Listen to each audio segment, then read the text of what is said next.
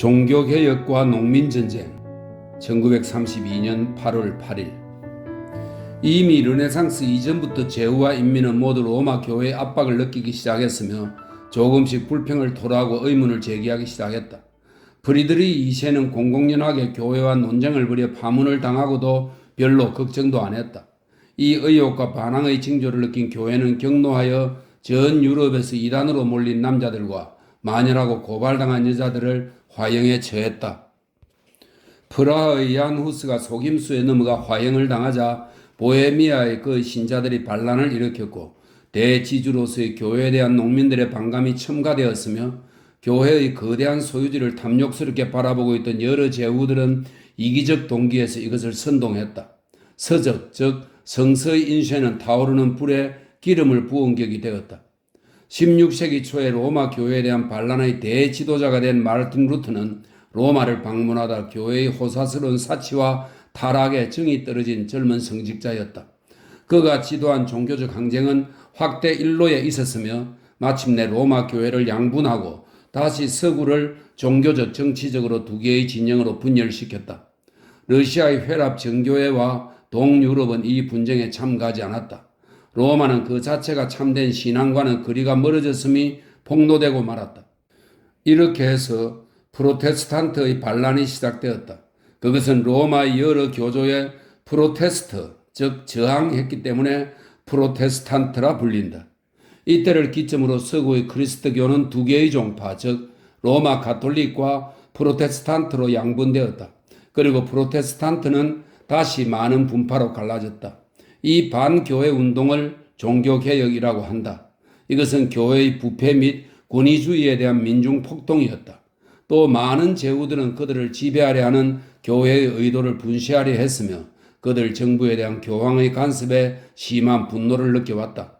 또한 종교개혁의 제3의 측면은 충실한 교인이 교회의 부패를 내부로부터 수술하려 한 것이다. 어느 정도는 내부의 재건 시도에 의해 그리고 대부분은 프로테스탄트의 반발이라는 위협 때문에 로마의 부패는 현저하게 줄어들었다. 이와 같이 종교개혁은 교회를 양분시킨 동시에 그 내부로부터의 개혁에 어느 정도 기여했다. 종교개혁 운동이 전개되자 유럽의 제후들은 종교적 동기와는 거의 무관하게 정치적 이유와 이해 타산 때문에 두 파로 갈라졌다. 당시 신성 로마 제국의 황제는 프로테스탄트에 반대하고 교황 쪽에 합시하기로 결정했다.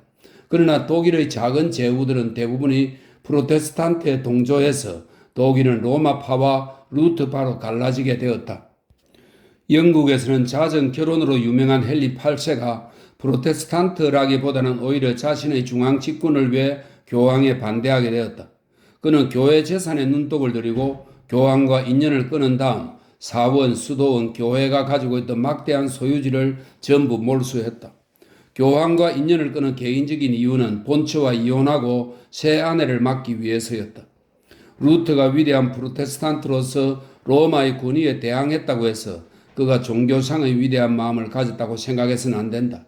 오히려 그는 그가 대항해서 싸우는 교황 못지않게 배타적인 사람이었기 때문에 종교개혁도 유럽의 종교적 자유를 가져오지는 못했고 오히려 청교도나 칼빈파와 같은 새로운 형태의 광신도를 길러냈다.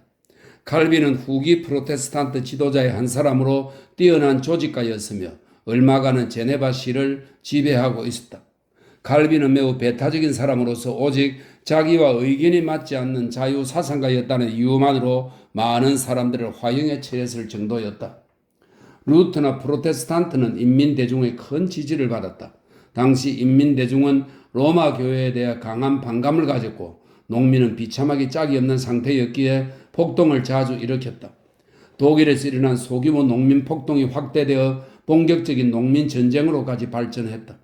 가난한 농민들은 그들을 억누르고 있던 나쁜 제도에 대해 들고 일어났으며 농노제 철폐, 의획, 수렵권의 부여라는 지극히 평범하고 간단한 요구를 내걸었다.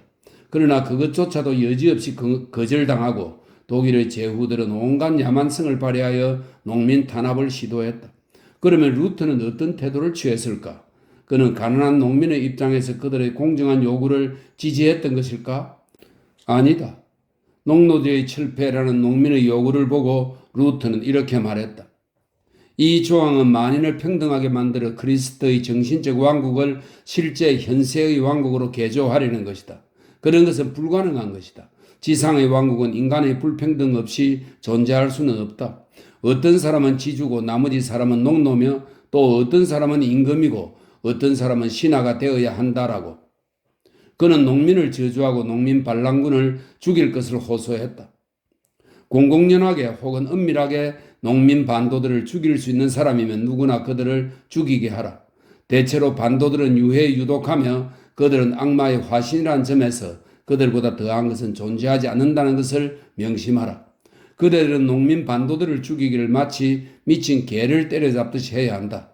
만약 그대가 그들을 공격하지 않으면 그들이 그대를 공격할 것이며 그대의 토지를 모두 뺏어갈 것이다. 이것이 종교 지도자이며 더구나 개혁가의 입에서 나온 말이라니 기가 막히지 않느냐. 그러니 자유니 자율이니 하는 것들은 모두 상류 계급에게만 관계되는 것이지 일반 대중을 위한 것이 아니라는 것을 알 수 있다. 대중은 거의 어느 시대나 동물과 별로 다르지 않은 생활을 해왔다. 루터의 주장대로라면 대중은 하늘의 뜻에 따라 그렇게 살도록 정해진 것이니 언제까지나 그런 생활을 계속해 나가지 않으면 안 되는 것이다. 로마에 대한 프로테스탄트의 반역은 주로 인민의 심한 궁핍에서 야기된 것이었는데 프로테스탄트는 이것을 박자를 맞추고 이용을 한 것이다. 그러나 농노들이 농노 제도로부터 해방될 기미가 보이자 프로테스탄트 지도자들은 제후와 힘을 합쳐 농노 세력의 제거를 꾀했다. 대중의 시대는 아직도 먼 곳에 있었고 바야흐로 열리고 있었던 것은 중간계급, 즉 부르주아지의 시대였던 것이다. 16세기의 모든 분쟁이나 전쟁의 틈바구니에서 이 계급의 필연적인 과정을 밟아 한 단계 한 단계씩 고개를 쳐드는 것을 볼 수 있다. 이 신흥 부르주아지의 힘이 강했던 곳에서는 프로테스탄트파가 득세했다. 같은 프로테스탄트라도 가지각색의 종파가 생겨 영국에서는 국왕이 스스로 장이 되어 신앙의 옹호자임을 천명했다. 이렇게 해서 교회는 서서히 원래의 기능을 잃고 정부의 한 부서에 지나지 않게 되었다. 특히 독일이나 스위스, 네덜란드에서는 다른 종파가 우세했다. 칼빈파는 부르주아지의 성장과 상응하는 바가 있었기 때문에 세력이 강해졌다. 그러나 세속의 업무에 관한 그의 설교는 로마와는 달리 당시 발달해 가고 있는 상공업에 아주 적합한 것이었다. 사업상의 이득은 축복되고 신용은 장려되었다. 이리하여 신흥 부르주아지는 이 낡은 신앙에서 새로운 해석을 채택했으며 엉터리 같은 양심으로 돈벌이에 분주했다. 그들은 봉건 귀족과의 싸움에서 대중을 이용하여 계가를 올린 후 지금은 대중을 무시하고 그들 위에 군림하게 되었다. 그러나 부르주아지는 또 다른 많은 장애에 부딪히지 않으면 안 되었다. 귀족이 무력해지자 상대적으로 국왕은 종래보다 훨씬 강대해졌으며 바야흐로 국왕과 중간계급의 알력이 표면에 노출되기 시작했다.